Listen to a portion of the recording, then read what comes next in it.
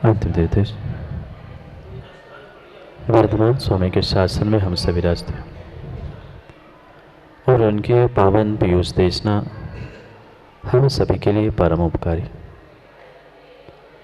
अनादिकाल से हमारी आत्मा में जो जरा और मृत्यु रूपी रोग लगे, उन रोगों का उपशमन करने वाली कोई परम औषधि है तो वह एकमात्र यह चिन्हवाणी। भव्यात्मा, अगर व्यक्ति जीवन को समझे, अगर व्यक्ति जीवन को समझे तो जीवन बांसुरी है। अगर व्यक्ति जीवन को समझे तो बांसुरी है, नहीं तो एक ठेठ मात्र बास। अंतर इतना है, कुछ जीव कुछ लोग अपने इस जीवन को समझते हैं और जीवन को समझने के कारण जीवन से भी संगीत प्राप्त करते हैं, जैसे एक बांसुरी से संगीत प्राप्त करते।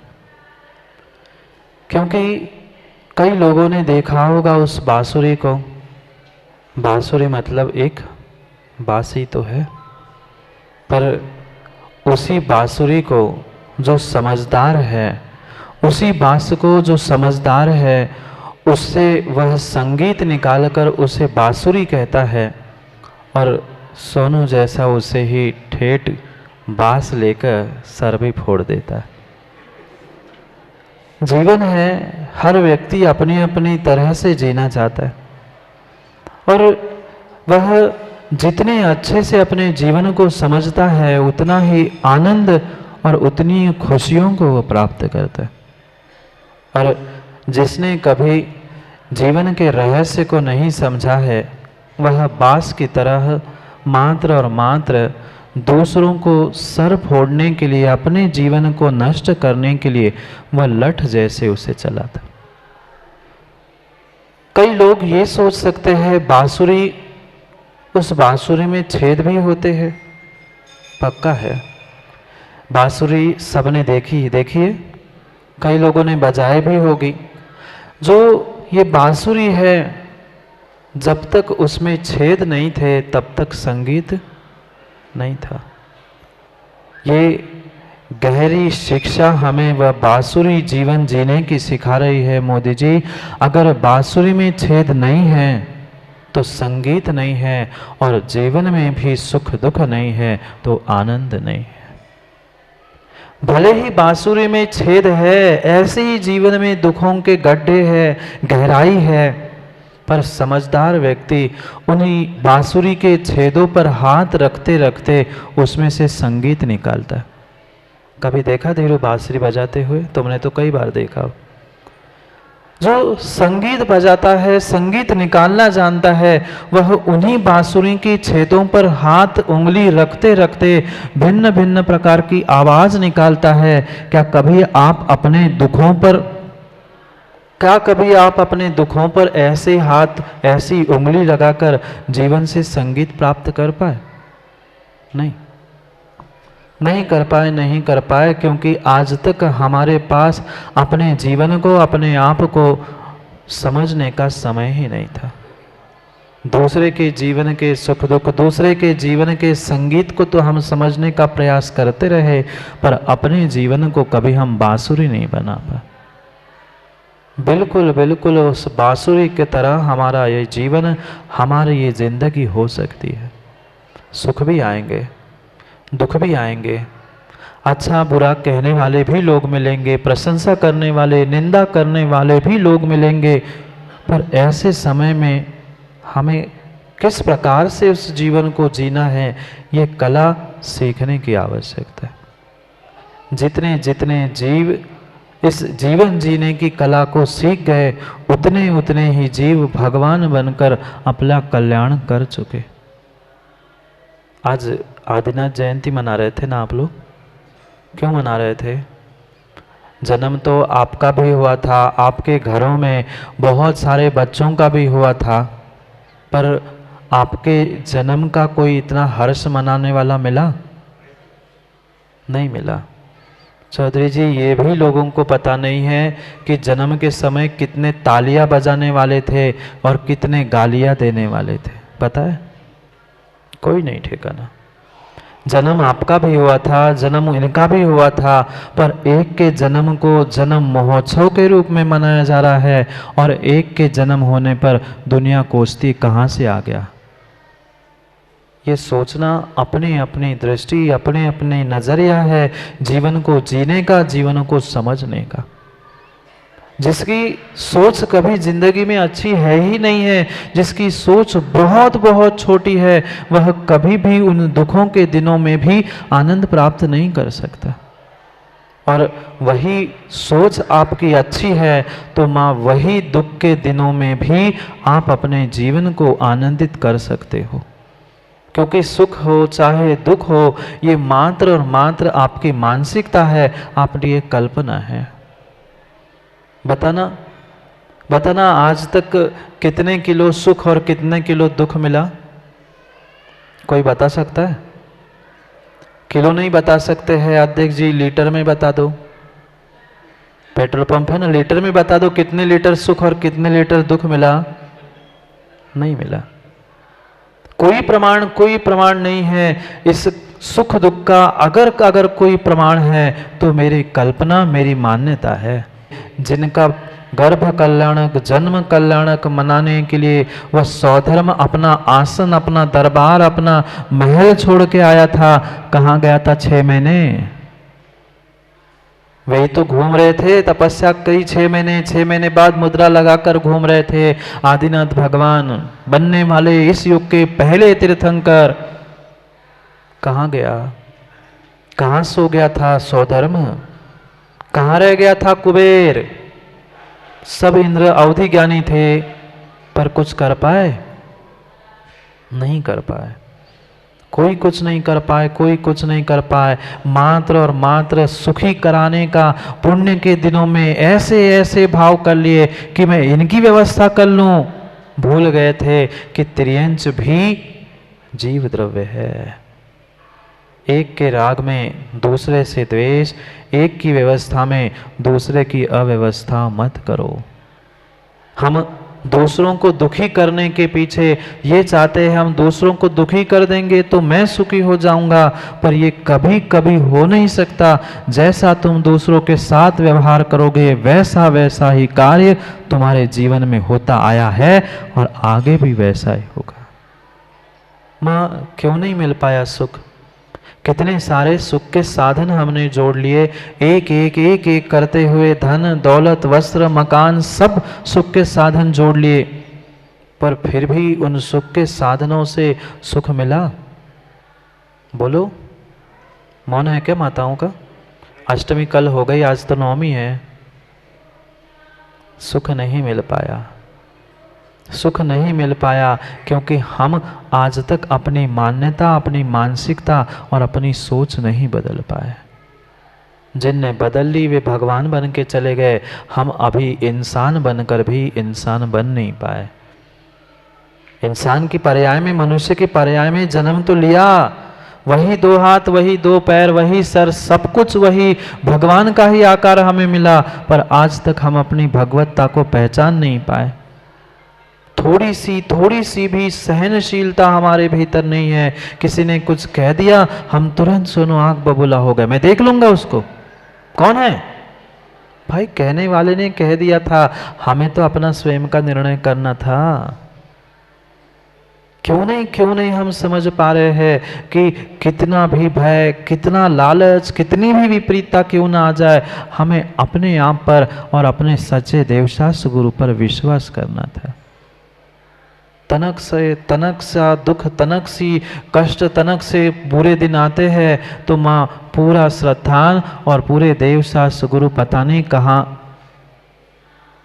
अलमारी और कहाँ आले में फंस जाते हैं, पता नहीं चलता। तुरंत भागता है इधर अगरबत्ती लगाने के लिए, उधर चादरा चढ़ाने के लिए, कहीं कुछ करने के लिए। भूल मत करो, भूल मत करो। अगर सच्ची श्रद्धा के साथ तुम अपने परमात्मा, अपने गुरु के पास भी पहुंचो तो कभी जीवन में दुख आ ही नहीं सकता।